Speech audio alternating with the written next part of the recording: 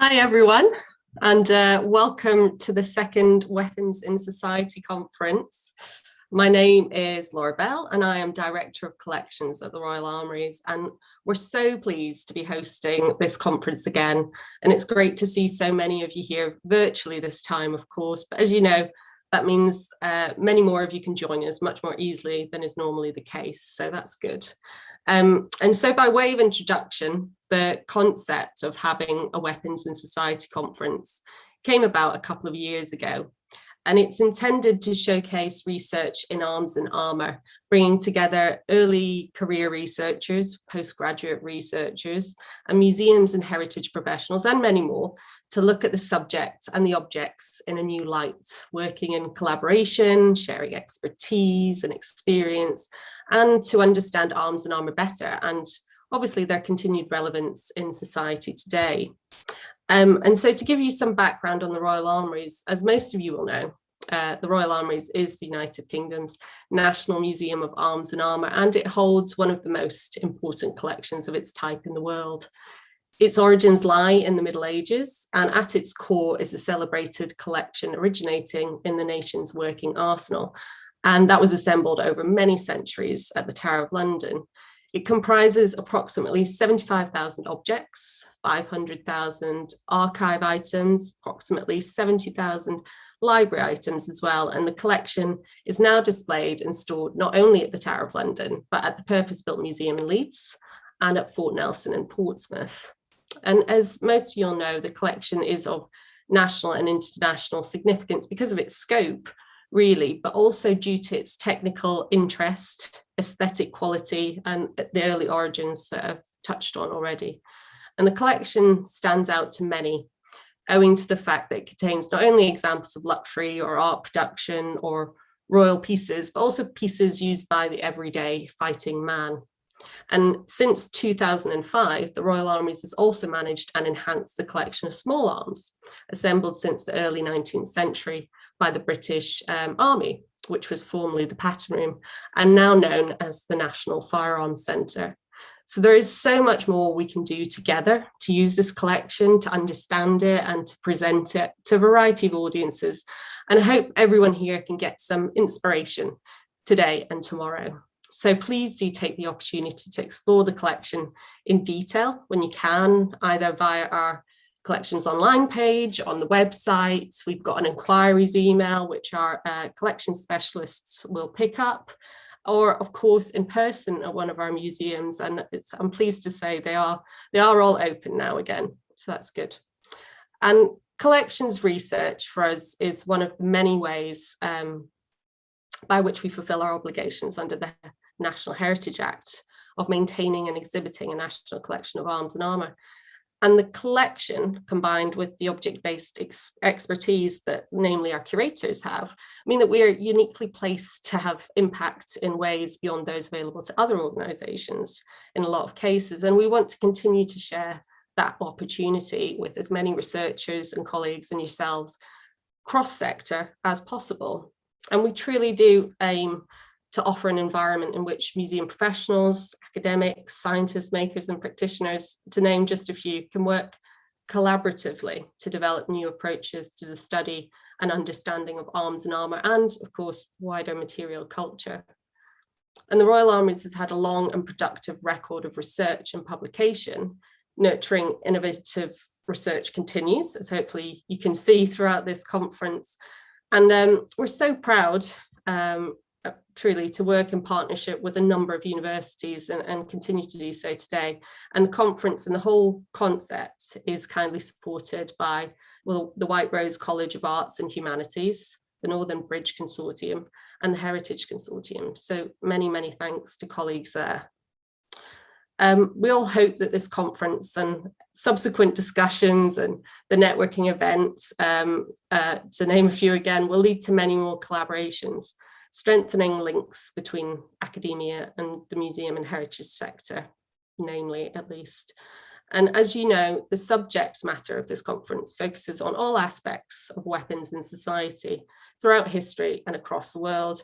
And the papers we received were truly fantastic. So we'll be having 3 sessions today. And the first will be a panel exploring the significance of swords and those who bear them. The second will be a panel looking at the perception of arms. And the third will be our networking session. And then tomorrow we will have 2 panel discussions, the first on collecting and documenting arms and armour, and the second on arms and armour as social, cultural and religious objects. And last but definitely not least, our keynote address delivered by Dr. Ralph Moffat. So there'll be plenty of time for Q&As after each session, so please do keep the questions coming even after the conference has ended, and have a great couple of days. Do sign up to the networking event if you haven't already via Eventbrite. And I'm very much looking forward to hearing the papers and particularly the discussions and questions that they generate. So many thanks, and over to the first panel, which is exploring the significance of swords and those who bear them, with Catherine Baker chairing, who is the Senior Lecturer of 20th Century History at the University of Hull. So many thanks to Catherine, and over to you. Thank you very much, Laura. So welcome everyone to this first panel of ours, and it's a particular pleasure to be chairing this. My own interests in the social and cultural history of the military, nationalism, popular culture, and especially thinking about gender, sexuality and the body. So we have 2 papers in this first session, and I'm just going to introduce our first speaker, Claire Mead. Claire, if you want to get your PowerPoint ready while I'm doing that, I will stop sharing this and you can get yours on its way. So Claire Mead is an arts and heritage curator and educator. She works with museums and heritage sites in the UK and beyond to make their collections and programming more inclusive, with a focus on feminist and LGBTQI narratives. This curatorial practice includes consulting, curating exhibitions and delivering workshops, talks and tours. Claire has a particular research interest in exploring arms and armour and military history via an LGBTQI+ and feminist lens, exploring the representation and legacies of warrior women throughout art and history. This includes the podcast Bustles and Broadswords, exploring women with swords throughout history and culture, as well as a YouTube channel, Joust Gal Pals, looking at both arms and armour, military history and queer feminist heritage. And I'm looking forward to checking more of that out later this week. Okay, so Claire, over to you. Hi, Catherine. Thank you very much for this introduction, and thank you very much to conference organisers for giving me the opportunity to present my research. So, Catherine, oh, okay. Yes, there we go. Everything's working, it's fine. So Catherine's done a great job of introducing me and cut down my speaking time a little bit. So really, I'll just say that I'm really approaching this paper and this infinitely interesting subject from mainly an art historical perspective, and essentially the perspective of somebody who works as a museums heritage professional as well as a queer activist, trying to uncover new ways of revealing underrepresented and marginalized histories in fields that we would at first sight consider unlikely to present and preserve those histories. The angle of attack for me, and apologies in advance for all the attack and sword fighting puns in this paper, is to try and challenge assumptions at every turn. Not only those that we may hold in our fields of research, but in museums, heritage sites and media at large.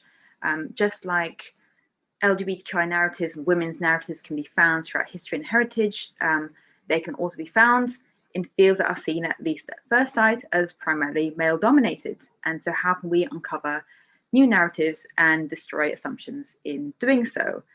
Back in very, very early 2020, something incredible happened. Somebody had an uninformed opinion on the internet. I'm also shocked.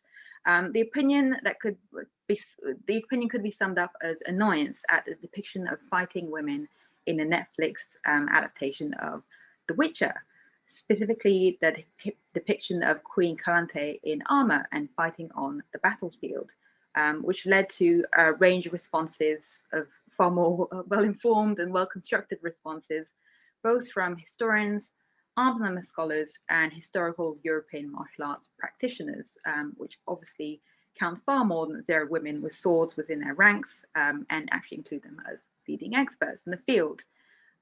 While a huge range of expertise had already been uncovered, this felt like a bit of a catalyst moment for these stories to be explored further. And actually marked the beginning of my first exploration of warrior women and women with swords from an historical and wider historical perspective. I won't necessarily expand on proving that women with swords existed throughout history, because this has been proven by a range of historical research. But what is usually more interesting to me is how the stories or histories are documented or told, both in the past and now, usually as feminist stories seeking to counterbalance the absence of women role models by presenting warrior women of the past in different ways. I think a range of issues, there's a range of interesting issues in how these legacies are historically documented in the stories that have come down to us, with narratives that are often patchy, are often considered larger than life, and therefore rarely believed to be true, and very often skirt the line between fact and folklore. So many of these stories of historical figures can be, considered as sometimes historical, legendary, or semi-legendary. Not to mention all the stories which ultimately did not get documented due to a lack of focus on women's stories in general. A lot of these stories being written by men in patriarchal societies who did not exactly have a deep, ongoing interest in women's histories and achievements. But what interests me today, within the time that I have, is focusing on one very specific element of this and understanding how we represent and reinterpret women with swords from an art historical perspective, whether they are historical, fictional, or a bit of both. What does it mean to represent a woman with a sword then and now? There are a range of loaded issues packed up with this question and a lot of ambiguity, and I'm definitely looking forward to questions and further discussion later on. Since we're virtually, in a sense, at the Royal Armouries, I'll start with famous representation of a woman wielding a sword in historical treatise kept there, and which is often named after her, the Walpurgis manuscript. And what's really interesting is just having Walpurgis as this point of departure. What does she signify here in this context, in this historical treatise around sword fighting? Is her fighting against a priest an allegory about the manual being accessible to all people, and in its way of teaching? Is it meant to be entertaining, a woman versus a priest? Is it a simple inclusive indication that women also fought? Is it an actual depiction of a noble woman, as many people have analysed her style of dress, fighting in a dress, or is it just meant to be a visual cue that's meant to more clearly visually distinguish her from her male counterparts?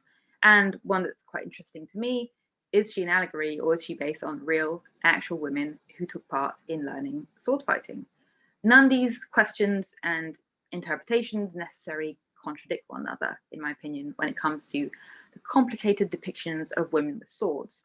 And in fact, this image captures a lot of common tropes around representing them in art and wider visual culture. The first is the idea that women with swords ultimately are still taking part in an inherently, what would have been seen as an inherently traditionally masculine activity, are shown in a way that contrasts traditionally male symbol they use with their femininity, usually shown with dresses, sometimes with nudity or semi-nudity, or long flowing hair, despite wearing practical clothes and armour. The second, as an extension of that, is a bit of a provocation, maybe. In this image, she's showing a bit of an ankle, a bit of leg to favour an actual fighting stance instead of modesty, and in some sense challenging gender norms and what we define as conventional femininity and womanhood. But the third and most crucial to me, Walpurgis is the only woman in this manuscript. Just like many women with swords in European art, history, and folklore are depicted as exceptional women, rather than a symbol of or proof of vast empowerment for women as a whole, at least until recently. And because much of my work is around women who challenge the gender norms of their time, looking a lot at gender non-conforming and queer women's legacies, I like to focus on the ways women with swords challenge gender norms, or whether women with swords challenge gender norms, or whether they serve as a way to reinforce them in the way they're depicted and reinterpreted. So the sword as a traditionally masculine object handled by a woman within historical artworks often creates a stark visual contrast that's still going strong today. Most depictions of Lady Justice have her wielding a sword, although in various states of preparedness for battle. Most of these will have a sword as a symbol of authority rather than violence. It's held, but not used, usually showing a level of restraint rather than participation in outright violence. This isn't just linked to Lady Justice as an allegorical woman with a sword.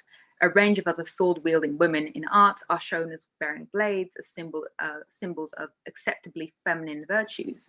For example, St. Catherine of Alexandria is another woman who's shown with a sword, while not being a wielder of it.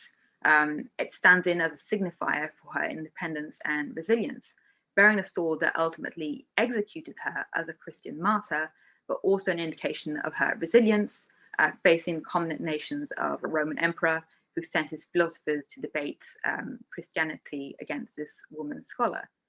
And sometimes the desire to depict women as powerful leaders and as indicators of traditionally feminine qualities such as chastity collide, as in the case of representation of the cast of the 9 worthy women, a concept that originally emerged in the 14th century as a foil to the male cast of the 9 worthies, which embodied traditionally masculine chivalric ideals. The historical and legendary women labeled as the 9 worthy women changed constantly. They were not necessarily always the same 9 women that were shown throughout different artistic and literary depictions, and could be based on showing powerful women who ruled as queens, who fought and led armies, just as well as women who showed heroic traits in defending traditionally feminine qualities such as their virtue and their modesty. Many of these women, like the Amazon Penthesilea, were shown as far more feminine than they would have realistically been in original context and context of Penthesilea, Trojan War, completely disregarding practical battle attire in favor of elegant courtly dresses to reinforce authority and status. But sometimes this could also swing in the other direction. For example, the Amberley panels represent Cassandra of Troy in full armor with a weapon, not because she actually fought on the battlefield, but because she embodied virtuous qualities that warranted a symbolic sword and armor. And some of these heroic depictions, however, fully rely on a woman with a sword shown during or after an act of unladylike violence, Judith being a good example. This biblical Jewish heroine who seduced General Holofernes to behead him and secure a victory for her people often suffers a bit of a visual identity crisis in our history. She's a perfect storm, her story containing enough to depict her as a chaste, heroic defender of her people, but also an act of violence and murder that would be seen as traditionally masculine, while using her femininity and power of seduction to accomplish the deed in the first place.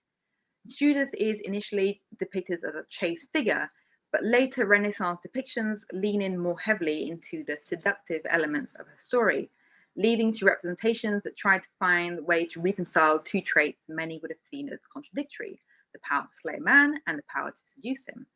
In many of these paintings, her femininity is also weaponized, and her sense of dress is almost just as important as her sword. In some interpretations, Judith is represented as somewhat smug and elegant, and kind of blurring the lines between villainy and heroism. And in others, her physical strength is made fully visible alongside her elegance. And heads up, and sorry, I always end up putting this pun in somehow, and it's not intentional, for beheading scenes from them, starting now. Most representations shy away from actually representing the act of beheading through the contrast between, and I thought it would be interesting to show the contrast between Caravaggio's Judith, who's reluctantly and somehow unrealistically severing the head at arm's length, versus Artemisia Gentileschi's Judith, showing who doesn't shy away from showing her as too aggressive or violent. Gentileschi's Judith has often been reduced in the way it's interpreted as being an autobiographical reflection of her own experiences with sexual assault, rather than a woman artist's wish to represent strong and powerful women figures, who gives Judith muscles and determination on the same level as a traditional male hero. And later depictions focus even further on the idea of Judith as a dangerous seductress rather than a hero, which brings us back to the idea and the contextualization of these figures. Many of them, with some rare exceptions, being made by men, although whether this was always for male audience can be argued against, as many women patrons during the Renaissance and beyond had the power to commission paintings with specific subject matter, and did. Ultimately, Judith is transgressive visually and often ambiguously reflected as such, but ultimately tolerated because her act is ultimately a heroic and patriotic one. There might also be an element of reassurance in overcompensating her sword wielding with a very feminine and even often sexualized appearance, promising audiences that she isn't giving up on her status quo as a woman, despite taking up the sword and overpowering a man. And I've moved on from the beheading slide now, which becomes fully apparent in another depiction of an iconic warrior woman, Joan of Arc. Interestingly, her sword, both in the mythology surrounding her and in visual representations of her visions, is seen as being linked to St. Catherine, who indicates in coming to her by visions where the sword can be found in a church devoted to her, and the sword is dubbed the Sword of St. Catherine, even though it was also believed to have possibly been the sword of Charles Martel. Not much is known of the sword, and I think actually coincidentally Rob Jones had an excellent blog post on this, and I'm linking in my sources and recommended reading. Joan also asserted she lost at some point. Many chroniclers directly linked the breakage or loss of swords that was indicated to her by divine intervention to the loss of Joan's power and her ultimate defeat. And the sword seems to be a focus of interrogation in her own trial for blasphemy in terms of whether or not it was a truly blessed divine sword. While Joan's answers at any rate avoid placing a great deal of importance on the sword as a powerful magical object, or of any sword she uses as specifically important, and more as a tool to accomplish her mission, although there can be varying interpretations around that, and I'm looking forward to a wider discussion around it. So depictions of Joan with a sword tend to fluctuate according to her purpose, sometimes hardly focusing on her actions on the battlefield and rather on her leadership role as a standard bearer, inspiring others to fight. In many of these paintings, Joan is shown as an ambiguous character, fluctuating between dresses and full armour, usually with flowing hair and conventionally feminine features. And I found it quite interesting. Oh, wrong slide mix up. I found it interesting to compare this depiction of Rossetti, a slightly seductive Joan, kissing and handling a sword during prayer, with a rare historical depiction of Joan by a woman artist, Annie Swanton, both focusing on Joan handling a sword as an instrument of prayer, but doing so in different ways, one sexualized and one empowering and maybe to some extent reclaimed by a woman artist. But ironically, a favorite depiction of mine does not paint Joan in a favorable light at all in terms of female solidarity. It is of her chasing two women who were sex workers out of the army camp she was stationed in, which, according to some versions, led to the breakage of the sword of St. Catherine after she hit one of them with a flat part of the blade. It reinforces the point that Joan was not always necessarily the empowering feminist icon visually or culturally we might consider her as today, and in many ways was not only the blueprint for depictions of women as exceptions to their gender, but also as a figure who was talked about and visually used by men, often for an audience of viewers that vastly were assumed as men. So Joan's confirmed status as a saint in the early 20th century led to her being used a lot in World War I visual culture as a way to encourage soldiers on the front lines. The same armies which prohibited women from taking part in fighting, although obviously they still found a way of doing so. The popularity of Joan of Arc in wartime visual culture reinforces her exceptional status with all-round gender normative undertones of a woman shaming men into battle. But the other side of that coin is the way in which her image is fully reclaimed by the women of the time as a symbol of their own fight for suffrage and wider political rights. Her use by the WSPU as a rallying symbol for the suffragette movement shows her collective use in a collective struggle for women, alongside her use by individual women to express their activist and political aspirations, such as politician and suffragist Countess Markiewicz, I hope I got that right, posing as Joan of Arc and essentially shaping her image as her very own to reclaim.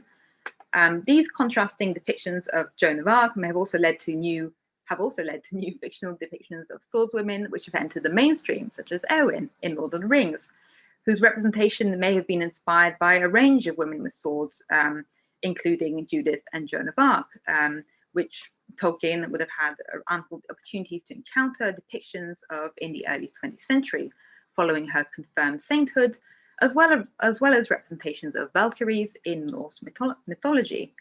Eowyn fulfills many warrior women tropes in her literary depictions and visual representation on the screen, including the trope of the exceptional warrior woman, which the film adaptation's attempts at balancing out by giving Arwen a sword did not ultimately solve. And I thought it'd be interesting to include this visual interpretation by fantasy illustrator Frank Frazetta, which seems to slightly comically bypass the idea that Eowyn was dressing as a man at the time, unless all men of Rohan were wearing bikini chainmail armor, which is certainly an interesting reinterpretation.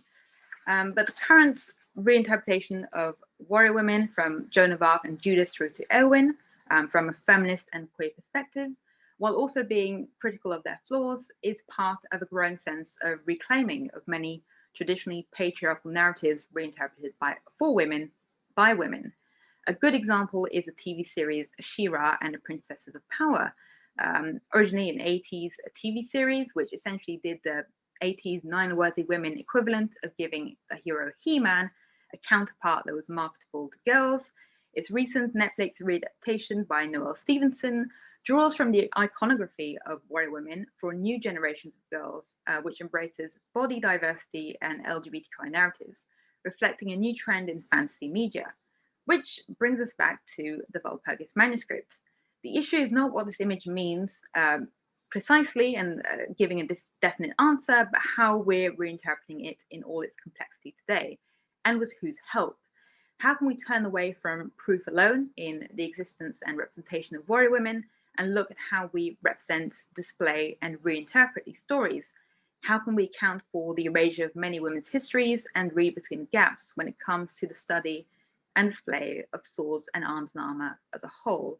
And how can we invite more inclusive perspectives and scholarship and engagement around swords? Thank you.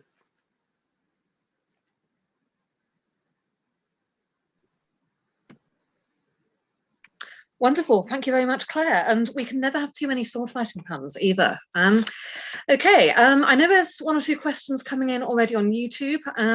Those who are watching the webinar, can I encourage you to use the Q&A function we've got here on Zoom so we can collect some questions up at the end as well. And then I am very pleased to introduce Rob Jones as our next speaker. Rob, if you've got your PowerPoint, this is the time to get it ready. So Dr. Rob W. Jones is a visiting fellow in history at Franklin and Marshall College, Pennsylvania, and Alumni Association coordinator for Advanced Studies in England, an independent study abroad program based in Bath, England. A specialist in the socio-cultural history of medieval warfare, he has published numerous articles and 3 books: Blooded Banners, Martial Display on the Medieval Battlefield, Knight, Warrior and World of Chivalry, and A Companion to Chivalry, edited with Peter Koss. 2 of those are from Boydell, 1 is from Osprey. He's currently completing a 4th book, A Cultural History of the Sword in the High Middle Ages, again with Boydell. A firm believer in experiential learning, he is a practitioner of historical European martial art and has his own mid-14th century harness. So, Rob, over to you. Thank you. So this morning, my focus is very much going to be on the sword in the knighting rituals. I'm going to begin with a little story, but I will as soon as I can get this. There we go. 12th century epic of the Song of William, which is the story of one of Charlemagne's great barons, William, Count of Orange. We're told of his nephew, young Guy. And much is made throughout the poem of Guy's diminutive stature. He barely sits high above the saddle bow, and his youth. He is a mere child of 15. He takes to the field for the first battle, and despite his size, slays numerous Saracens with a lance. However, it's only when he draws his sword that he achieves his full potential, for we are told that Guy drew his sword, then he was a knight. Now, it seems obvious to us that the sword should be the central symbol of knighthood. It's synonymous with the knight. In fact, knightly sword is almost a tautology. The heroes of Arthurian romance and old French epic wield swords with names and histories. Roland without Durendal, Tristan without court, or Arthur without Excalibur would be all but unthinkable. And equally, the sword seems to be the central element within the making of the knight.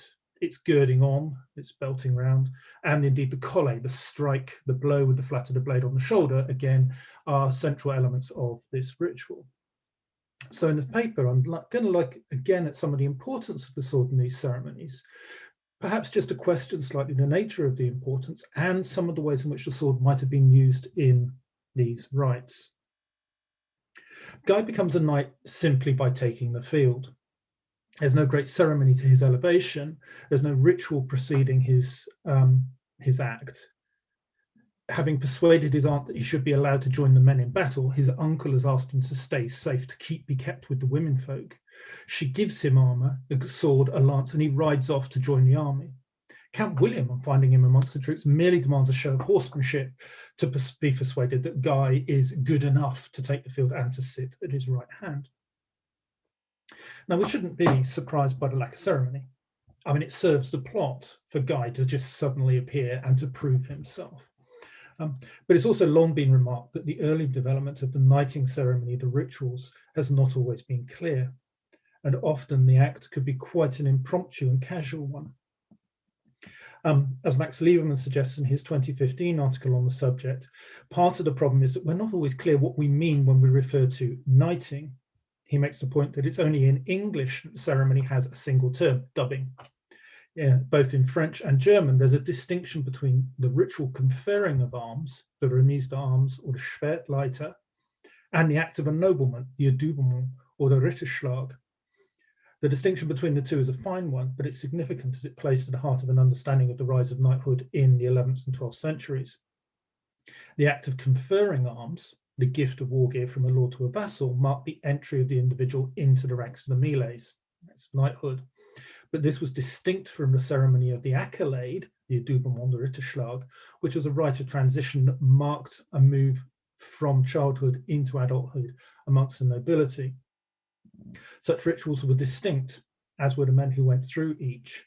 In the 12th century, you might well say that every nobleman was a knight, but certainly not every knight was a nobleman. There's an added complication to this in that even when we get through into the 13th and 14th centuries, where the ritualized knighting is laid out in books and texts like Raymond Lull's Ordre de Chevalerie, there is still a range of different forms of knighting. Everything from the grand occasions of hundreds of young men being made knights all at one time by a king, through to really very cursory taps on the shoulder by a knight prior to battle, and everything in between. This makes an understanding of the process and the ritual very difficult, and for making generalizations about the use of the sword and the symbolism of the sword very dangerous. Nonetheless, I'm going to go ahead and do it. During the 12th century, knights become increasingly aware of themselves as a social caste, and they have identified themselves more closely with the nobility and seek to separate themselves from the inermes, from those who are not knights. As they identify themselves, they try and put a barrier into the bottom level of this. And to do that, part of that process is to fuse these separate rituals of knighthood into one. So the knight ceases to just be the warrior, but becomes the warrior and the nobleman. Bolton suggests in his work on the subject, perhaps with the greatest collection of qualifiers that I have ever seen in an academic paragraph, that by 1189, and I quote, the actual rite of initiation to the ranks of knighthood may have begun to take the possibly classical form in which the possibly 11th century collet and the probably early 12th century type of dubbing with sword belt and spurs were joined by religious acts, including the blessing of the sword, ultimately derived, like most other elements of the nobiliary dubbing ceremony, from Carolingian coronation ordines. So we see an early 11th century collet combined with a 12th century edition of arms and armour, and then a religious aspect on top. Now, we regularly see the conferring of arms in the source material right the way through the history of the knighting process. The most famous example, of course, comes from the Bayeux Tapestry, where we see William giving Harold arms. This has sometimes been seen as Harold receiving knighthood from William, some form of dubbing ceremony, some form of presentation of arms, the remise d'armes. And in some cases, William's hand gesture has been interpreted as the giving of the collet, the blow to mark nobility. In other words, people have seen in this one image both the remise d'armes and the adoubement, the giving of weapons and the collet and the striking. However, when we look a little more closely, it's clear that this is not what is going on. The supposed collet, the supposed strike, is actually William placing the helm on Harold's head. And the giving of arms here, there's no indication that these are the same things that we see in the later knighting ceremony. The sword, for example, is not being belted on. In fact, it is buried beneath Harold's hauberk and underneath. What is of more significance for this image and what is actually going on is that William is giving Harold arms. This is an indication, a gesture, if you like, of lordship and vassalage, but it's not necessarily one of knighthood in the classical sense. In 1128, Jean de Montmoutier describes the knighting of Geoffrey of Anjou by his father-in-law Henry I. Now, in this description, Geoffrey is presented with a fine hauberk of double thickness, mail shoes, a shield and a helmet that no sword could pierce, along with a lance headed in Poitou steel. He's then presented with a sword, the sword coming from the royal treasure, and was an ancient one that had been forged by the mythical smith Wayland. So here we do start to see this giving of arms as part of a ceremony of knighthood, perhaps. But Montmoutier's description also mimics very closely a trope around the arming of the knight we find in contemporaneous romance and epic literature. And in these tales, the arming sequence is not necessarily about the conferring of knighthood, but actually setting up the warrior as the great warrior hero and preparing himself for battle. And it's possible to see Montmoutier's description as something like that. So it's the ability to cast Geoffrey, not just as a knight, but also as a chivalric hero riding off to battle. It is, however, one of the early examples of a series of Plantagenet gestures involving the gifting of swords in a knightly context. So in 1191, Richard the Lionheart gives away no less a sword than Excalibur to Tancred of Sicily, seemingly just in return for ships to get his army to the Holy Land on his route to the Crusade. Now, this seems quite a good deal for Tancred, but Berard has argued that this was not just a simple transaction, but was in fact a preparation for a piece of Arthurian theatre. Richard's nephew, Arthur, was betrothed to Tancred's daughter, and it seems likely that what Richard intended was for Tancred to give Excalibur in the process of knighting Arthur on his wedding day, effectively making young Arthur the heir to his legendary namesake. It's likely that Henry III did something similar for John when he knighted him in 1185.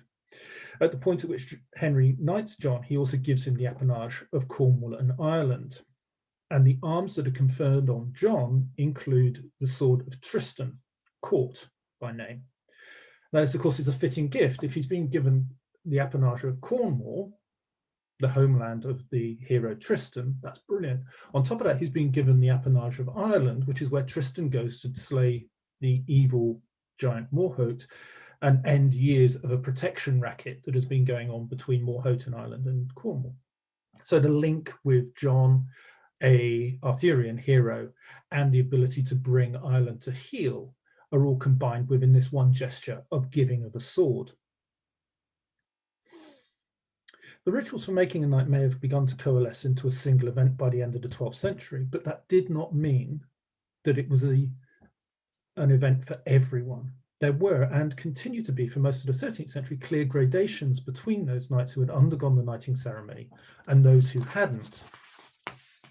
In England, the distinction was made between those who had undergone the rite, the miles ascinti, and those who were considered noble as a result, and those who had not undergone the rite and were therefore non-noble, ordinary knights, the miles gregari or the miles provincialis.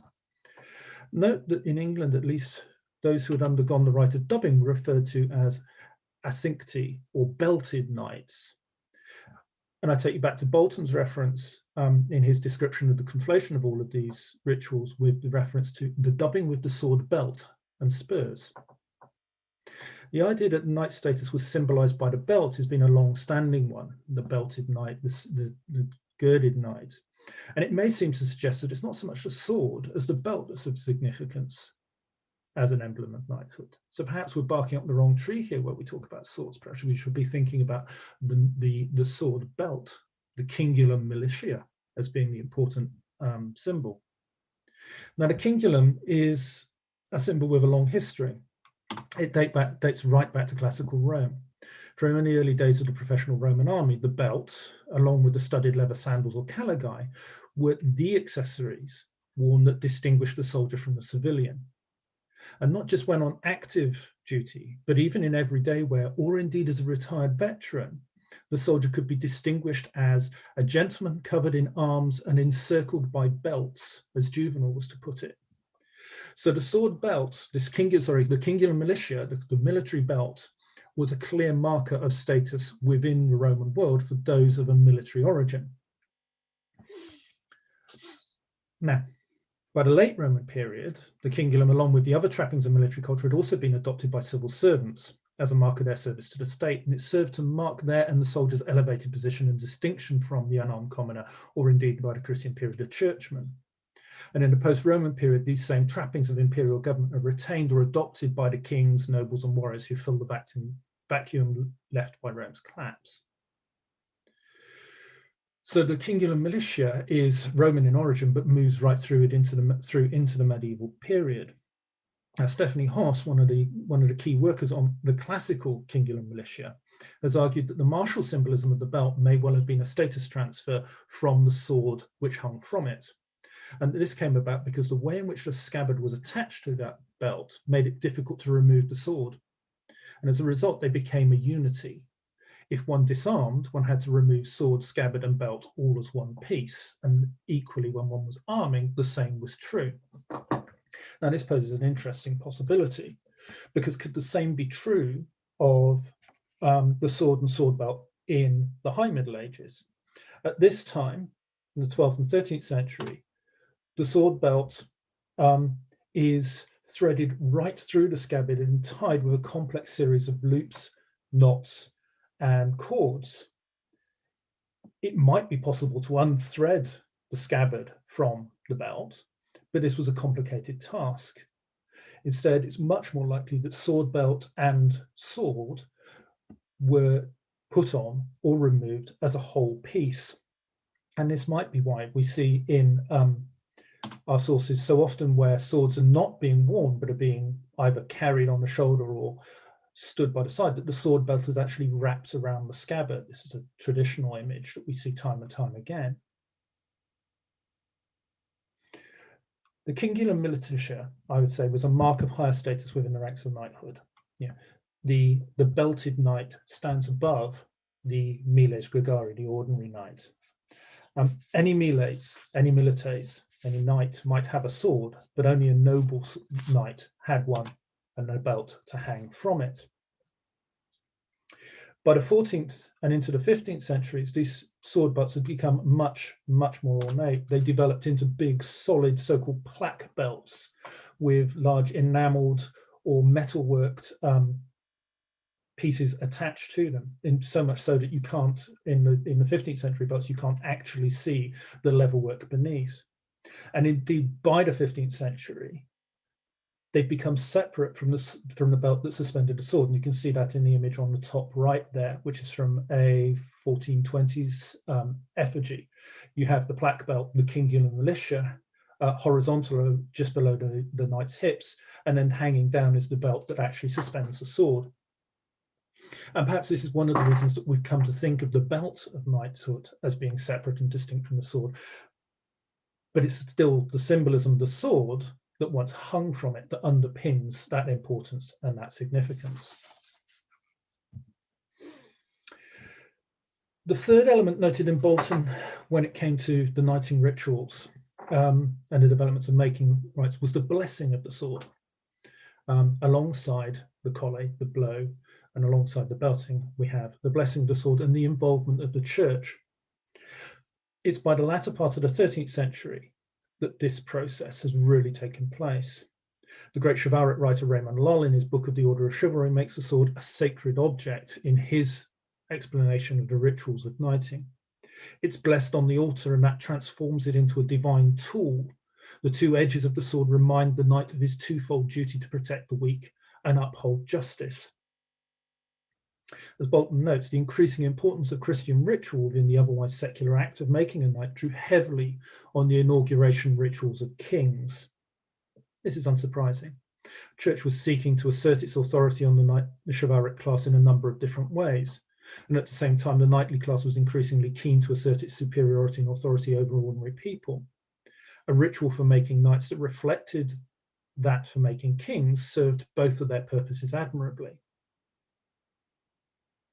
It gave the knights a gravitas, almost royal in nature, and the church was able to cast itself as the source of the knight's power. The knight, like the king, took on the delegated secular authority of the church. And the sword was the symbol of that delegated authority. The rights for both making a king and making a knight are almost identical. Indeed, in the Pontifical of Durandus, produced around 1294, the only difference between the two is that the sword ends up being passed on to a separate sword bearer in the king's ritual, in that there is an officer, usually a great nobleman or possibly a high official within the royal household, the constable in the Kingdom of France, who takes the sword at the end of that process of the knighting ritual. Again, the conferring of a sword is at the heart of both the inauguration of a king and the inauguration of a knight.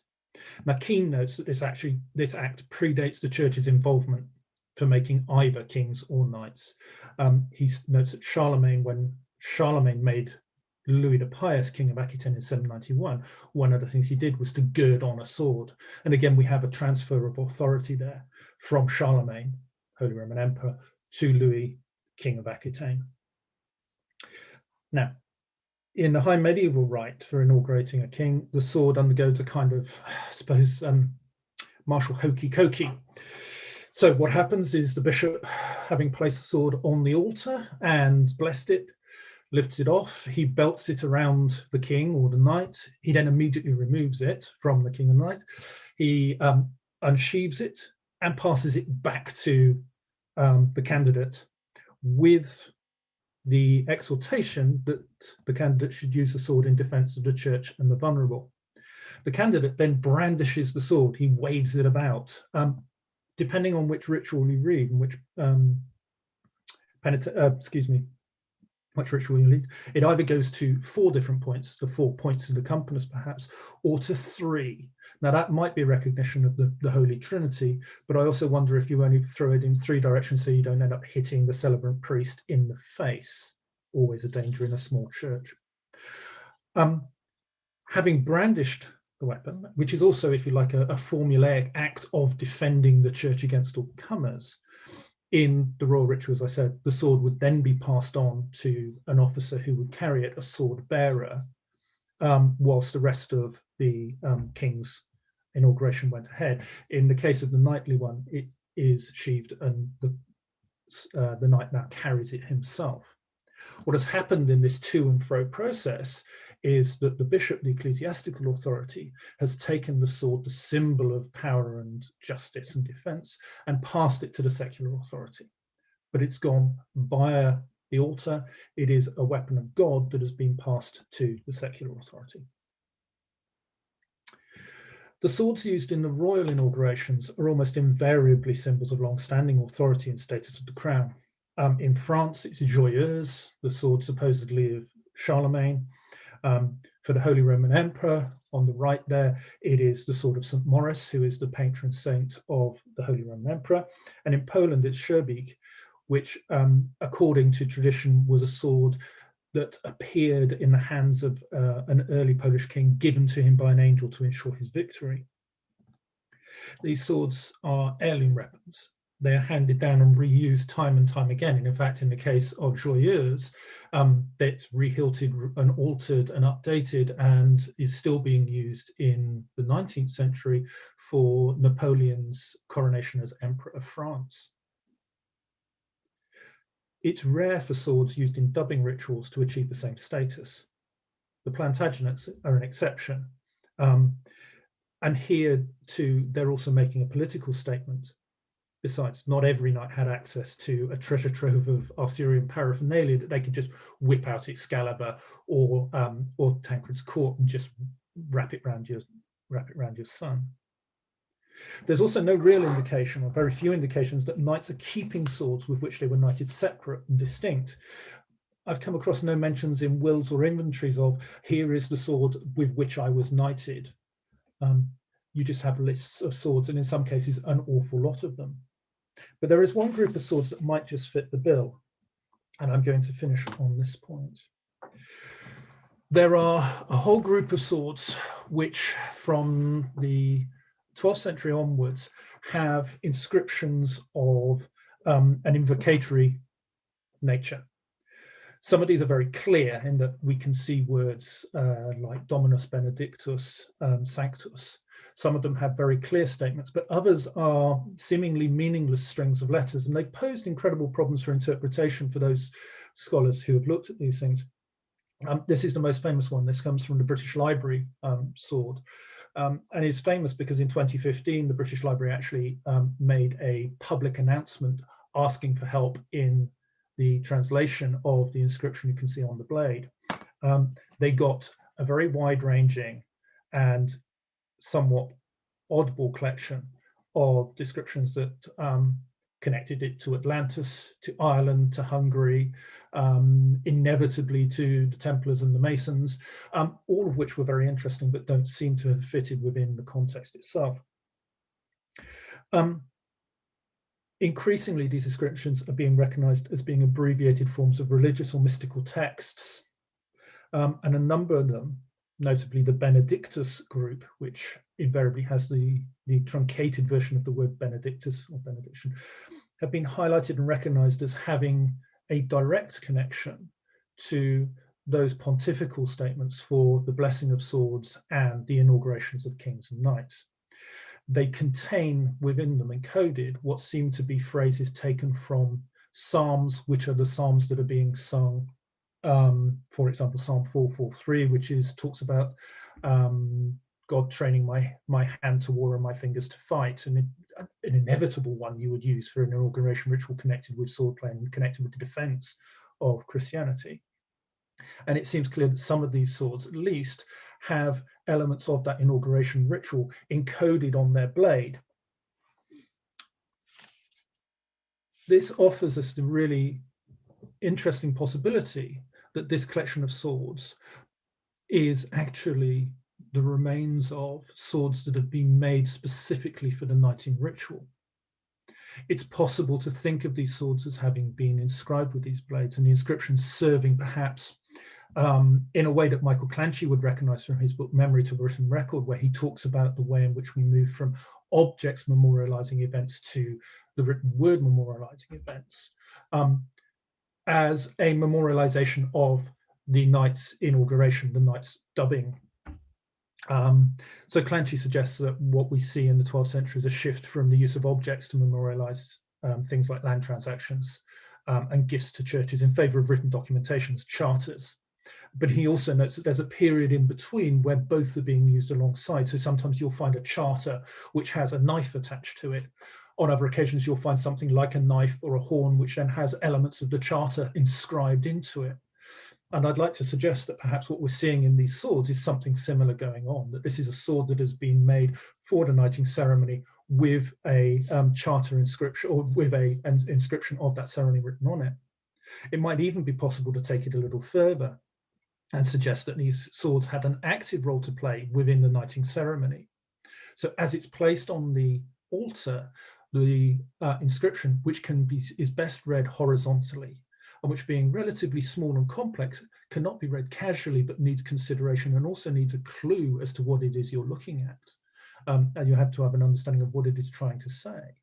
that this might serve to act as a means of an aide memoir, perhaps, or more likely, something with which the knight could stand and ponder upon and consider, perhaps during his vigil, during that night before, if you excuse night and night, always a problem, in the evening before, where he's standing vigil in the church and he is meant to be contemplating his new and forthcoming role. Perhaps the sword acted as a means of doing so, as a focus for his attention. I hope that that's sort of given some rather bitty suggestions as to different ways in which we can look at the swords in a more nuanced approach towards knighting. It's not just an object used by a king to slap someone around the face to make them a knight. It's not solely an object that turns a man into a knight, but there are some more nuanced and considered symbolisms of power and status. And also they can actually have a much more active role within the knightly ritual. So I look forward to hearing comments and questions and hopefully making a little more sense at that point. Thank you very much.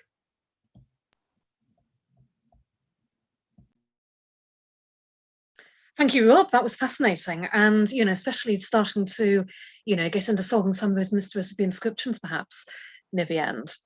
Now, we're actually running slightly ahead of time, so we're going to have a lot of time, I hope, for questions. And panelists, please do ask questions as well.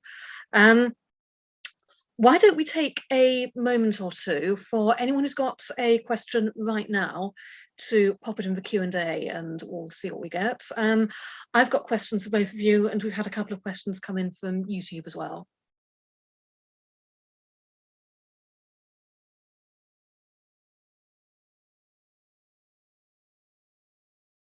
I mean, why don't I actually take shares privilege and ask my first two, and also relay the YouTube ones to you while other listeners are thinking of them.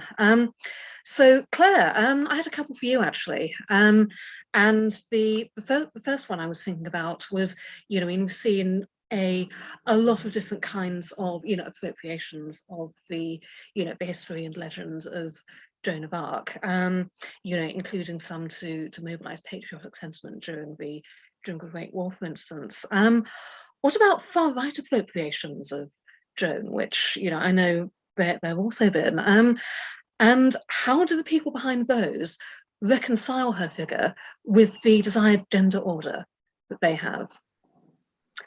Thank you. That's sorry. That would be the first one, and the second one is heard a lot about the the figures of the women. What about the swords? How have the qualities of their swords changed in these depictions?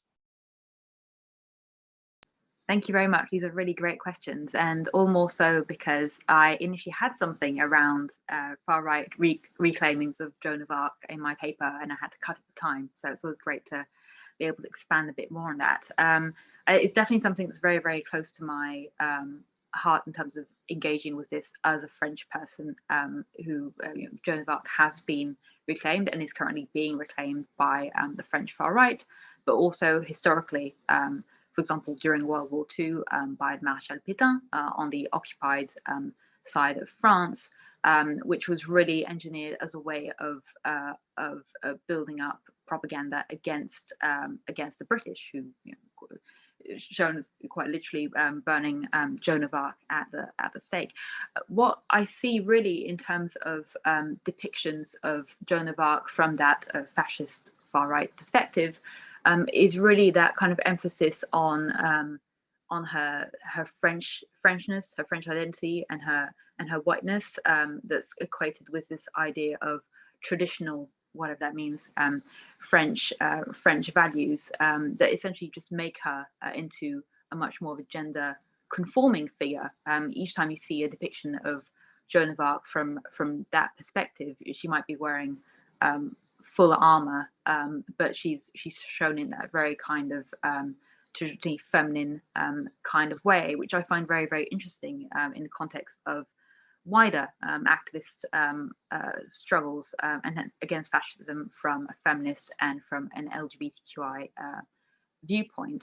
So I think it's really that idea of, for me, intersectionality, how when we look at depictions of Joan of Arc, we have to consider not only how different depictions of her uphold or challenge gender norms, but also how that kind of intersects with her whiteness and her reappropriation as this figure that's kind of mingled in with that language around the Crusades and the medieval Crusades, and this idea of fighting against an enemy, which feeds into Islamophobic and racist rhetoric that's still being used in France right now.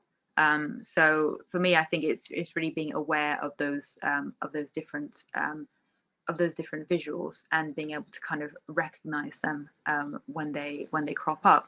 And really, in terms of the idea of swords, that's a really swords and depictions of women wielding them. That is definitely a very, very interesting question for me, because reading a bit more about Joan of Arc's sword and what we know and don't know about it did lead me to kind of try and look a bit more closely at the visual representation in these depictions. And it's definitely quite interesting because it maybe feeds back into those assumptions and stereotyping around arms and armor and whether or not women can wear it or wield it. Lots of misconceptions around the weight of armor, which wouldn't have been as heavy as some people might believe, but same with swords. One of the most exciting recent moments for me was showing a group of young people that actually wielding a long sword isn't something that you need a bunch of muscles to do from a historical European martial arts perspective. So I'd be quite interested in hearing about this from you, Rob, and from different scholars who look at the material fabric of swords, because it seems to me in those depictions of women with swords is that there isn't specifically an emphasis on weight, or on them being less heavy or being more ornate or dainty. They're kind of really being used, shown in the same way as male heroes wielding swords. But I'd love to hear a few more perspectives around that. Yeah, Claire, I mean, having had a look, I've not come across swords that specifically look female or designed specifically for the female in any of the, and certainly not in the medieval depictions that incorporate women and swords. There's no indication in 133, for example, that Walpurgis is carrying a weapon that's any different in, say, size or conformation from her. The only obvious distinction that I do see is in images of Judith and Holofernes, where increasingly Judith is using a falchion or a messer. But that has less to do with her gender and more to do with the type of blow she's striking. There are a couple of papers about the use of the falchion as an indicator and symbol of a weapon that's being used in a blow which is vicious, is a blow of anger and that sort of thing. You also see it with Peter cutting the ear from Malchus at the Garden of Gethsemane. Increasingly, he uses a Malchus, a falchion, a messer, rather than an ordinary knight's sword. So there's all sorts of symbolism there. But again, that's not connected to gender. That's purely that's connected to the type of blow that's being struck. So yeah, and that's really fascinating. I'm definitely really interested in hearing more about the falchion now, and that idea. I think there's so much to explore in terms of idea of aggressivity and femininity, and exploring which type of weaponry would have been used and which type of armor. And we see lots of very historically inaccurate depictions of women with armor. I didn't include a picture of painting of Joan in very strange boob armor. There's no other way to describe it, but definitely lots of things that would have been historically inaccurate and just deeply unsafe, all to kind of try and re-emphasize Joan's femininity in these depictions. Wonderful, thank you both. Okay, let's get a couple of questions Rob's way now. So a couple of questions here from listeners. One from Anthony Richard. Your analysis of the singular militiae as possibly more important as a symbol of knightly authority than the sword itself is fascinating.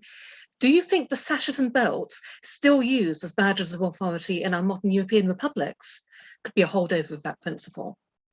So that's from Anthony. And from Margaret Lagor, are there any records of women being knighted? Okay. with regard to the use of sashes in modern authority and badges of authority, they come from a different tradition. So the sashes that we see used by the officer class in most Western European armies actually derives from the panache, from a sash, which is a Renaissance development marking the rank of an officer and status of a gentleman. Those coloured sashes actually come from the need to differentiate between different sides in war. So they come from the display element of badges, livery, and livery in particular. Sorry, thinking off the top of my head here. So we're used to thinking of, in the late Middle Ages, of soldiers being issued with livery, the idea of livery and maintenance, the idea of giving your retainers your coat colours. And anyone who's familiar with the Wars of the Roses will know sort of the green and white of the Tudor livery, the blue and murrey of the Yorkist faction, that sort of thing. So there's this very clear use of livery. That's fine for close retainers. They would receive actually generally cloth to be made into coats. But if you've got a large number of men that you want to be wearing your colours very quickly, what they actually do is present sashes or bends or bands, which could then be worn and could be put on very quickly, and be also put on top of the livery of your own lord. So if you think about a hierarchy from the Earl of March down through an individual nobleman and beyond, you can wear the sash of the Earl of March as the commander of the army over the top of your coat for your own lord's personal livery. So you're identifying the layers of identity. Those sashes then continue through. So in the English Civil War, most famously, you have tawny sashes, traditionally for the Earl of Essex's parliamentarian army, red sashes or blue sashes for the royalist army, and that seems to continue through as a kind of tradition. But those sashes are generally just being worn by officers, because the men by this stage are wearing some form of uniform coat, even though it may only be uniform to their regiment.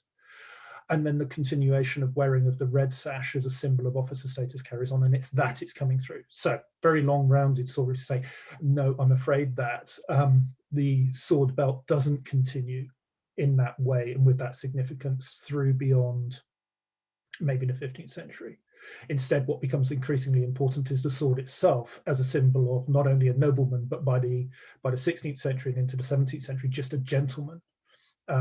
And there we get into whole questions of civil status of swords and the civil significance of swords and the readiness to defend one's honour on the street and not just on the battlefield. But that's a much bigger question.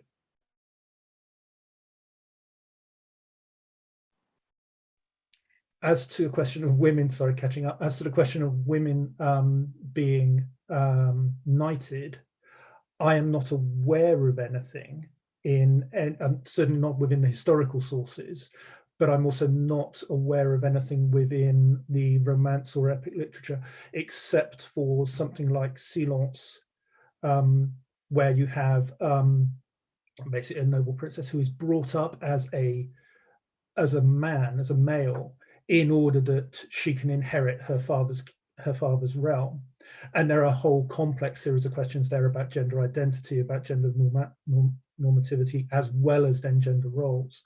And I'm trying to remember now, because it's a little while since I last taught it, whether they undergo a knighting ceremony. And I'd have to go back to the sources to come across that. But it's very much, that's very much a story which is playing with gender identities and playing with gender roles in order to make actually a very misogynistic point.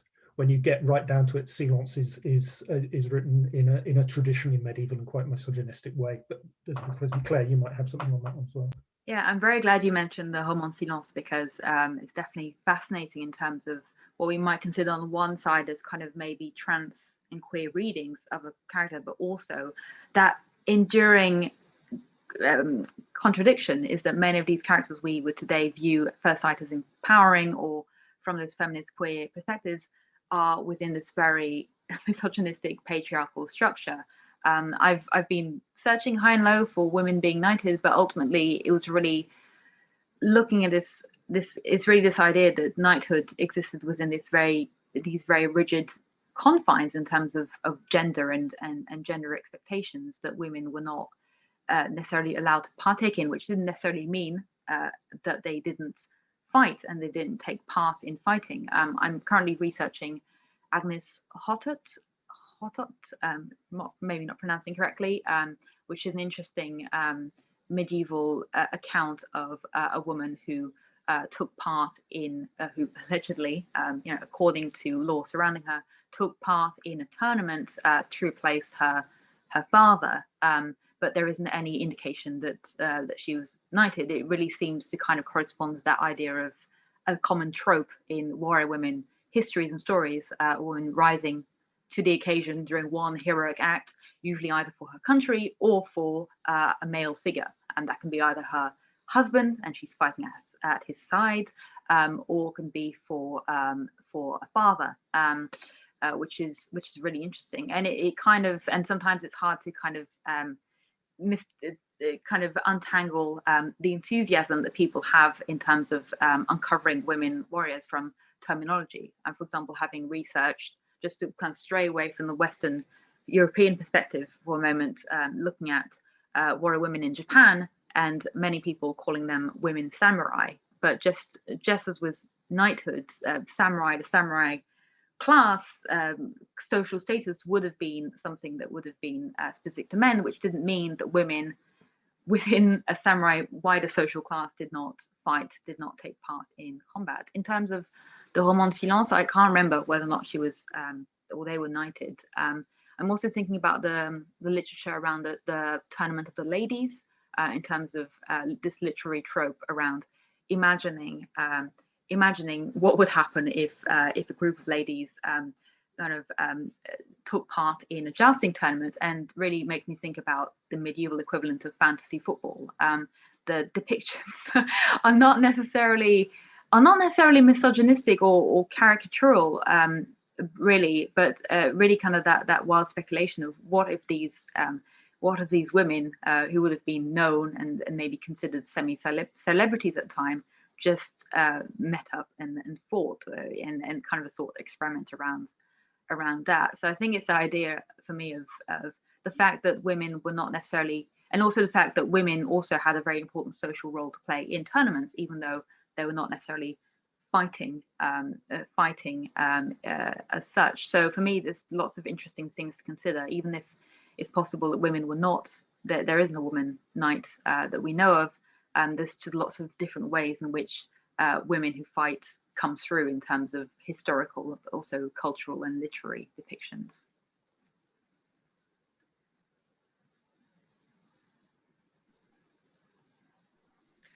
Okay, let's bring in a couple of questions from YouTube now, and they are coming thick and fast now, which is what we'd like to see.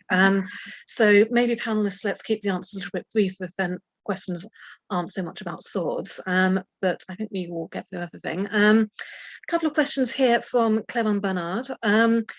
Do we know how old Guy was when he took part in his first battle? That sounds like it's one for you, Rob.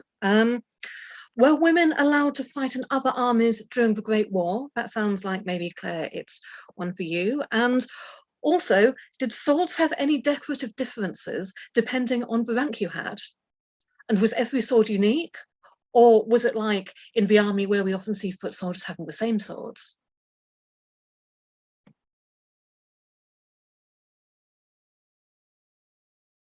Shall I take the one about? I'll take the one about women in the Great War. Yes, it's really interesting. I'll keep this brief because there's a lot to explore. But essentially, it seems that in the French army in particular, there were many women who did take up arms. A good example is Marie Marvin, who dressed as a man and fought at the front before she was discovered, but then also engaged in wartime activities such as being a nurse, being a pilot, and also prototyping the first air ambulance. But we also have accounts of Emilienne Moreau, who's dubbed the Joan of Arc of Luce, for taking part in fighting against Germans as a civilian, but also treating the wounded. So it kind of led to the idea of saintly figure. There's also Flora Sandys, who's a British woman who was actually not involved in fighting in the British army, but in the Serbian army, and who rose through the ranks there. And I also find it quite, it's just generally quite interesting to see how women did fight, but also sometimes took on either before, after, or during fighting, took on roles as nurses in very, very intense situations on the front. I definitely consider these women as part of the fight, part of the battle, and often very much at the front, even if they did not literally fight.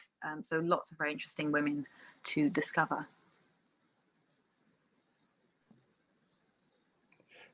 Guy was 15 when he first takes part, so he is young in the story, but actually he's no younger than the Black Prince when he first takes the field at Crécy. Although the Black Prince again is taking the field with a number of very experienced noblemen around him. So although he is in command, it's quite clear that there's someone much more older and experienced to kind of take him by the shoulder and sort of get him back under control should things go wrong.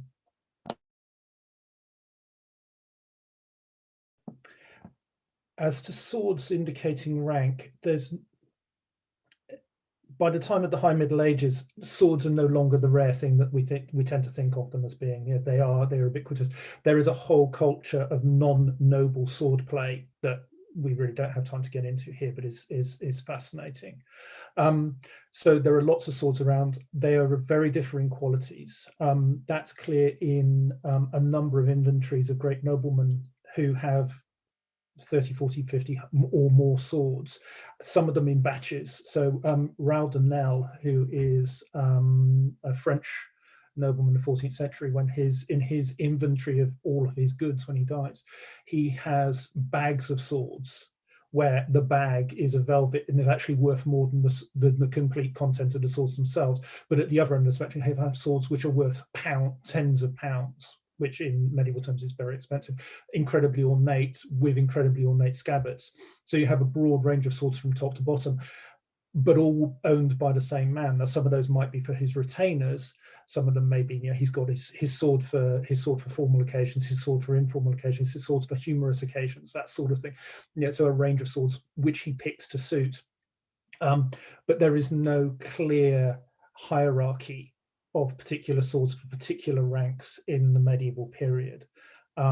Even when we get into the later period and we start looking at perhaps hangers being used or broadsword being used by particular people or not, that doesn't follow that a nobleman won't use a sword that we might consider to be of lower quality. So falchions and messers, for example, these single-edged, broad-bladed swords, are often seen as the sword of the archer or the common soldier.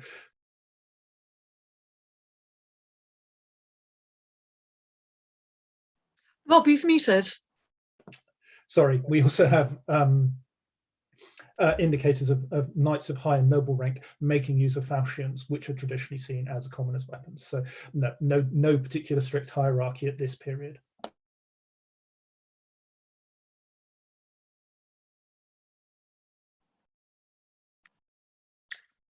Okay, let's get some more questions. And thank you, Christopher Young, for this one. And anyone who's on the webinar, you'll see this link in the Q&A. A depiction of Joanna of Flanders, where they seem to have relegated her sword to a small sword amongst broadswords in this print held now at the British Museum, which there is a link to.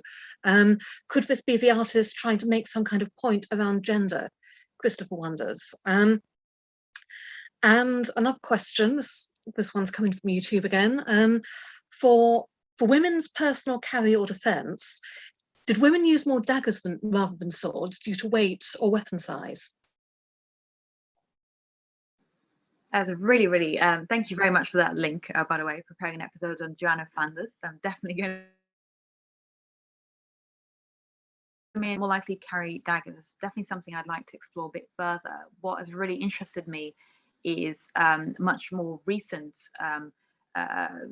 accounts of women, for example, using hat pins in combat, and that idea of really kind of based more around self-defense rather than learning a kind of formal art of sword fighting. So there is evidence to show that women would have used the pins that hold their hats as a way to kind of be able to defend themselves in complicated situations. I'm not entirely sure that the dagger is necessarily shown as an ultimately a women specific weapon that's specifically used by women, but I think there's maybe a lot more that can be explored around that in terms of the dagger maybe seen as something that is more kind of more of a covert weapon, more something that's associated with swiftness and maybe less kind of outright less kind of outright combat and more kind of crimes of passion and different things like that. So I think that's a really interesting question in terms of how they could have been used, and currently how they could have been used by women as self-defense, and also in terms of assassination and murder. Definitely one to bear in mind. One of the things to remember is that wearing a sword was not a common feature of medieval life. You did not wander around the streets healed in the way in which we tend to think of it, and we're so fed on Dungeons and Dragons and the idea of the sort of warrior hero going around completely laden down with weapons in the street. This was not the norm. Everybody carried a knife because that was a utility item. That's what you ate your food with. You always had that on your belt. But a sword was something you would have to go and collect. And I've been doing a lot of research recently on civilian sword use and trying to work out just how many crimes are committed using swords. And when we find those, very often someone has had to go and collect one and come back to commit the dirty deed with a sword. But whereas knife fights happen just because it's on your belt. So given that you're not wandering around using a sword in self-defense normally, the gender distinction is going to be less obvious there, because even men are more likely to use a knife or a dagger than they are to use a sword.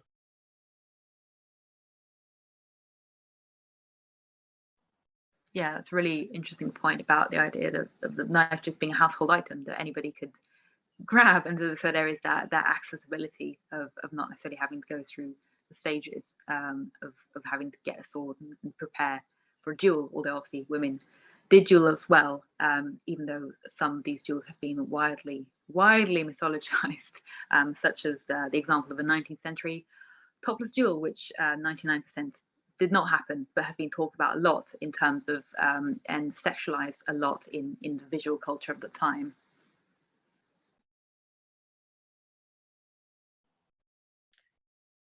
Okay, let's take our next couple of questions. Okay, this one from Philip Lancaster, and looks like this one's for Rob. Thank you, a most interesting paper. I like your suggestion for the swords bearing religious inscriptions, but Philip's wondering, what do you think happened to the swords after the ceremony? Were they retained by the church or the bishop for future dubbings, or were they given to the knights? And if the latter, why aren't they distinguished in wills?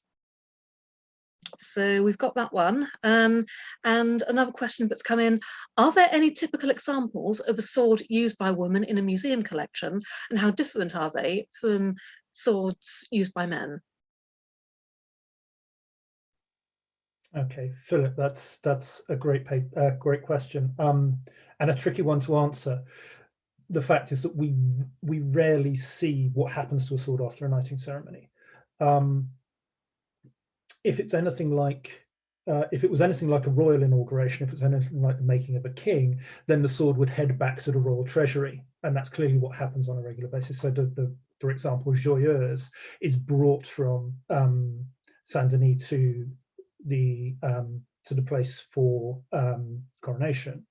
That sword is then carried by the constable of France in front of the king as he processes back to his palace, and then it and all the other royal regalia head back to Saint-Denis and are stored there. And the same is true of the Reichsschwert for the Holy Roman Emperor.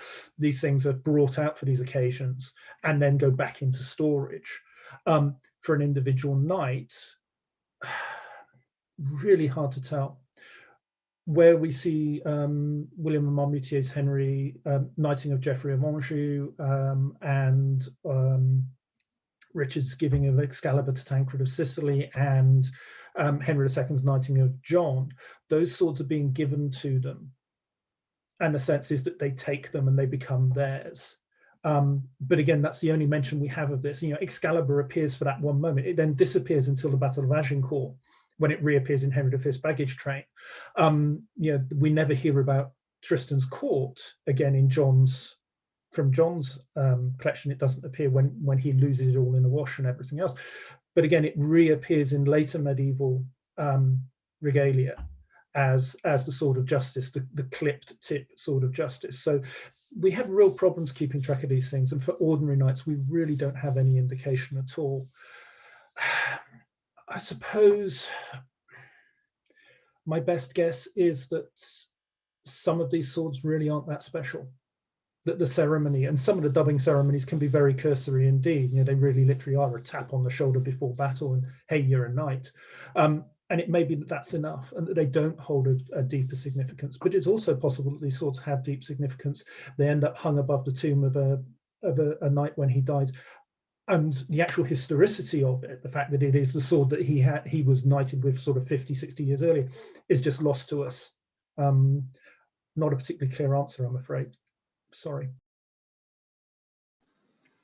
In terms of whether or not we have direct records of a sword having belonged to a woman, being used by a woman within the museum collections, I'm still looking for one. But I think that's really what interests me. The only one I can think of that is associated to a woman is the sword, a sword that is shown in the Criminological Museum in Rome that is associated to the execution of Beatrice Cenci, who murdered her father with, I believe, a pike, not a sword. But even then, that sword is probably not historically accurate. She probably wouldn't have been beheaded with a sword and that particular sword. But kind of interesting, I guess, in the same vein as St. Catherine being associated with a sword, but not one she used, one that was used to behead her. But I think that's what's interesting, is that we can look at swords within museum collections and imagine how we can reinterpret them and maybe challenge our own assumptions around who wore them, who used them, and who did not.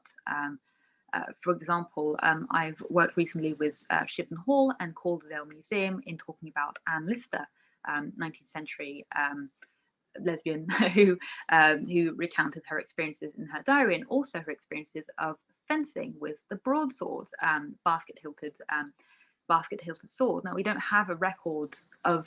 We don't have a material record of that sword. We do not have it anymore, but we can use records from other military museums, and we can look at swords within the military collection that is in Halifax to try and present different perspectives around those swords and around Anne Lister. We can't confirm or deny whether she would have used those particular swords, but we can add a bit more to the narrative. And to some extent, that is what I'd like to see a bit more of in museums and heritage sites. I think maybe even going back to the idea of St. Joan's sword, or her multiple swords, and she lost some, broke some, and got new ones. The idea is not really about the importance of the sword per se, but really the fact that she used it. And it would be very interesting to have a bit more interpretation in museum collections around the fact that women wielded swords, referring back to specific military figures depending on sword type, such as, for example, Hannah Snell, and which sword that she would have used as part of Navy military personnel when she was disguised as a man in the 18th century army. She also had a brief stint in the infantry. So lots of different types of swords there. And I think we're often limited by this idea of linking a particular sword to a particular historical figure, and I think that obsession with historicity, sorry, Rob, that you mentioned, how can we actually kind of more widely see the sword as a tool that would have been used by a range of different people, including women, and expand our interpretation in museums accordingly? Something I feel very strongly about.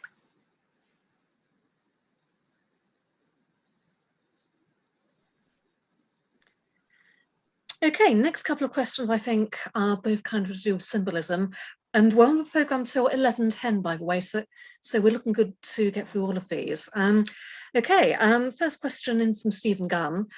To what extent can we tell the difference in depictions of women with swords, or indeed of kings with swords in the second paper, between swords of justice and swords for war? And how might it have affected depictions of justice that Justitia was a feminine noun? So that's one question. And another question here in from YouTube: is there any particular reason that the sword, rather than other types of weapon, became the most symbolic and associated the most with knights, samurai, and other warrior castes? Really, really interesting.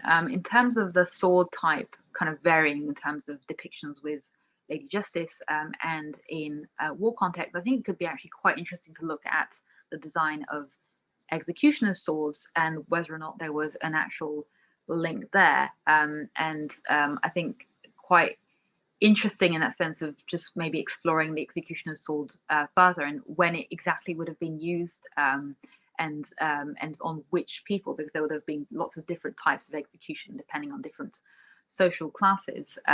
It would be quite, I'd be quite interested in seeing if that specific design would correspond. I don't necessarily know if there was a strong distinction, and maybe that also depended on the artist's knowledge and awareness of different sword types, rather than drawing what they know from memory. We've seen from multiple ugly Renaissance babies and different kind of very weird depictions of animals that often happen a lot. I don't know if many artists actually had the sword in front of them for direct reference, but I think that could be an interesting thing to explore further. Yeah, I think you're right. I think there is certainly by the Renaissance a link between the sword of justice having no tip being an executioner's sword and that particular form of weapon. But again, I think there's probably a variety. I don't think every image of justice is depicted with an executioner's sword, but that particular blade form is quite a late development. In earlier depictions of justice and earlier depictions of executions, they're using a standard longsword. Yeah, there's nothing to distinguish it from what's going to come in the late 15th, 16th centuries. So my sense is that you won't see, and certainly not in terms of regalia, you don't tend to see a distinction between the sword of justice and the sword of secular authority or the sword of religious authority up until very late and probably beyond the medieval period.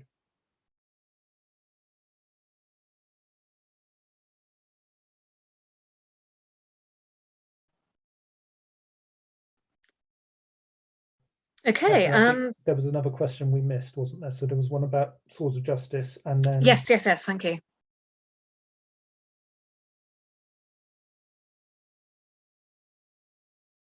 Yep. So I mean, this was just wondering: do we see any kind of distinction between swords of justice and swords of war in representations?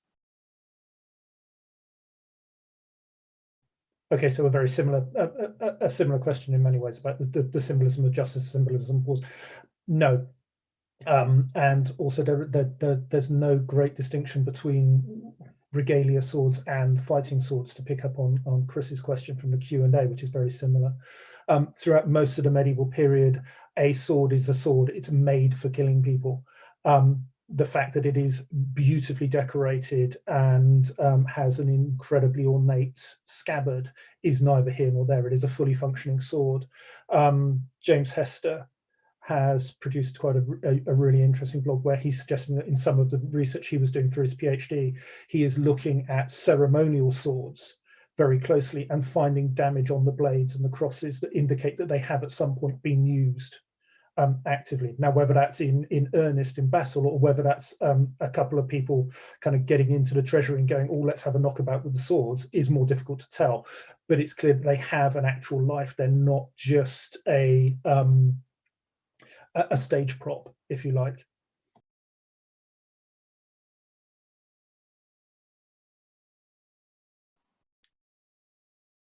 Okay, let's get a couple of questions now that take things out slightly further in space and or time, perhaps. And one of them, in from YouTube, was the role of swords in steppe societies relatively lesser to the role that swords played in Celtic or European society? And did steppe nobles still favour swords as a mark of rank? So that's one question.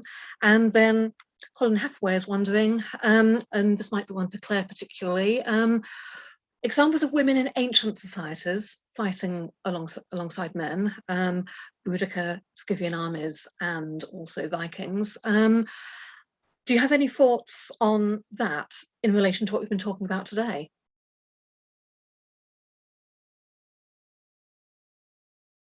Great, thank you. Yeah, a lot of thoughts, and it's definitely that thing of having to focus on a specific topic, a specific time period and geographical location, otherwise I could be talking all day. And we have lots of other interesting people to hear from. I think it's definitely lots of very interesting things. Especially I've seen comment around, for example, Amazons who were inspired by Scythian women who fought alongside men and how they inspired the Amazons. I think there's a lot of really interesting perspectives around that in kind of the historical realities of these women fighting alongside men and just being generally integrated into that society, not really seen as, I think, an exception and more almost something that's banal. I've recently been really interested in hearing about, for example, the role of women in ancient Roman military, and the fact that it wasn't necessarily documented because it wasn't really maybe seen as something that was that would have been, wildly abnormal, and in the same way, presence of women fighting as gladiators.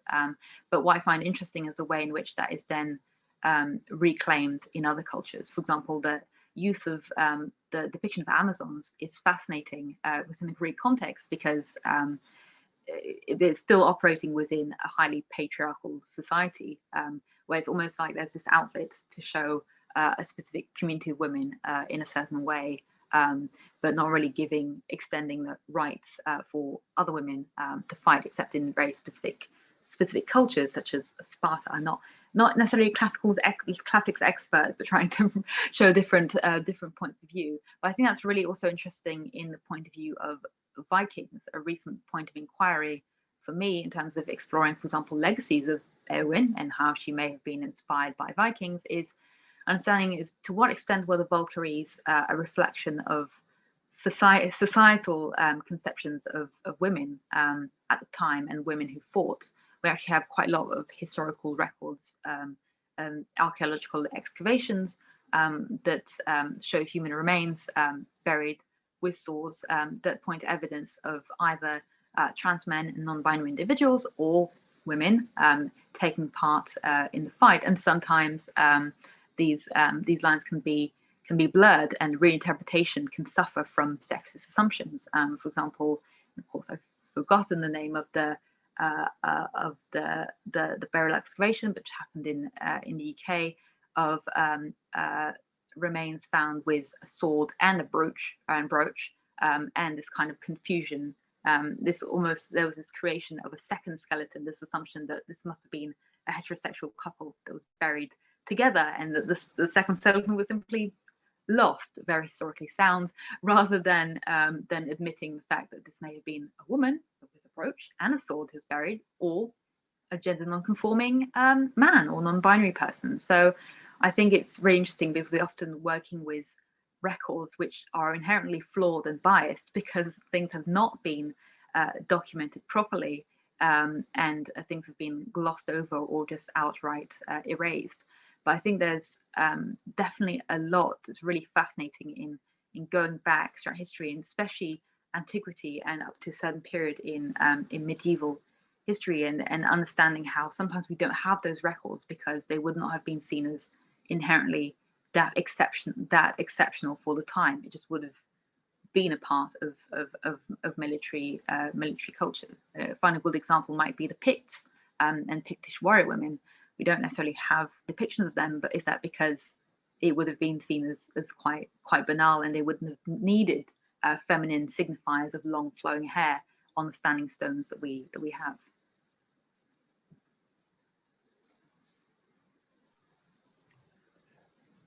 Moving across to step, whereas I'm afraid this one I'm going to have to say I have no idea at all, I'm afraid.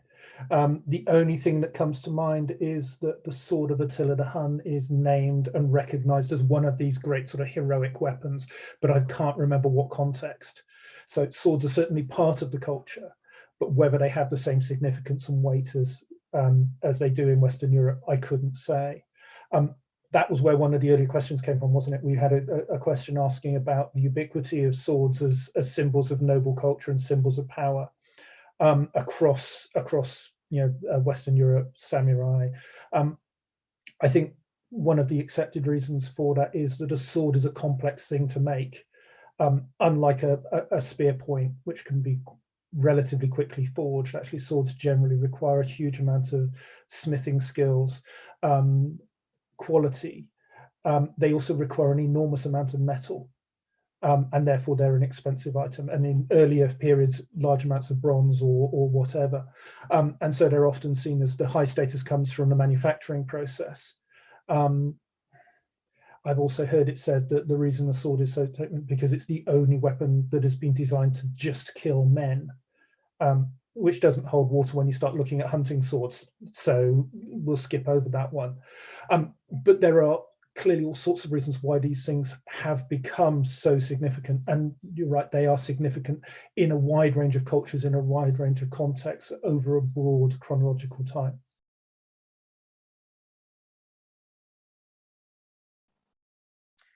Okay, we're coming up near to the end of our panel now, but I think we're going to have time for a few more quick questions. I'll try and get some in from people whose questions we've not taken up yet. Just a reminder about our social media details. Thanks, Emily, for this. Don't forget to follow at WeaponsInSockII on Twitter if you're not already, and if you're tweeting about the conference, the hashtag is #WISII conference. So you can search Twitter for that and find out what we've all been saying about this. Okay, so the last few questions of ours. One from a little while ago about the Sam Brown belt. Is the popularity of the Sam Brown belt a relic of the sword belt by any chance? That might be one for Rob. Did the swords used by brothers of military orders have any characteristic features, or were they just like any other weapons? And did Joan of Arc fight in any actual combat against the English? Sam Brown belt was developed by an officer who had lost use of an arm, so it is connected to the use of a sword belt, and it is connected to the fact that officers were still wearing swords and then later sidearms, so pistols took the place of a sword, and at certain points were together. So it has a link to the sword belt, but that's very much about the practicalities of carrying a sword into combat as a symbol of your rank and status. The fact that it continued to be popular, I think, is because it proved to be a very useful piece of equipment, as well as looking awfully smart when buffed up nicely. Regarding Joan of Arc and whether she actually fought against the English, I think it's really fascinating. But I think it's that contrast between what may have happened historically and then what is talked about, including probably by Joan and her contemporaries themselves.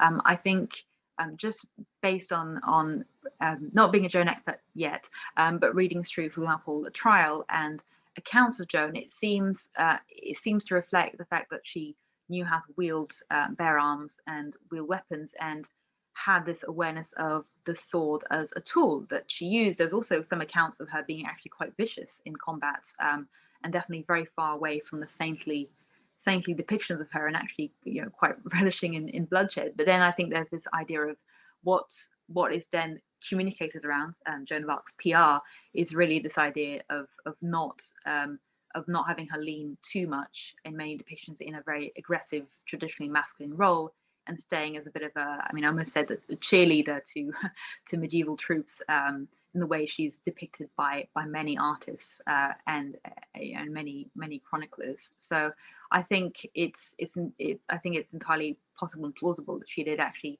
take part in fighting, but then that wasn't necessarily reflected in the way that she's then later on documented, where there's a much stronger focus on her status as a martyr, and as a leader of men, and a kind of an inspiring figure for men to fight, enabling men to fight.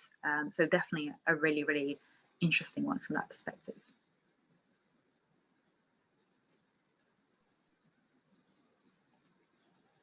Okay, on that note, I think this is probably going to have to be where we finish up. So thank you very much, everyone, for being with us for this panel. Thank you, all of you, for your questions. We could probably have gone on longer than this. I'm now supposed to remind people what we're doing next. So our next panel is going to be on the perception of arms. We're back here at 12:30 BST, those of you in BST time zone, 1 or 1 hour 20 minutes pretty much for anyone in the other time zones we're going out to. Let's finish up there for now. Thank you very much, Rob, very much, Claire, and thank you, of course, to the Royal Armouries for organising all of this. So we hope you enjoy the next sessions today. Thanks very much for now.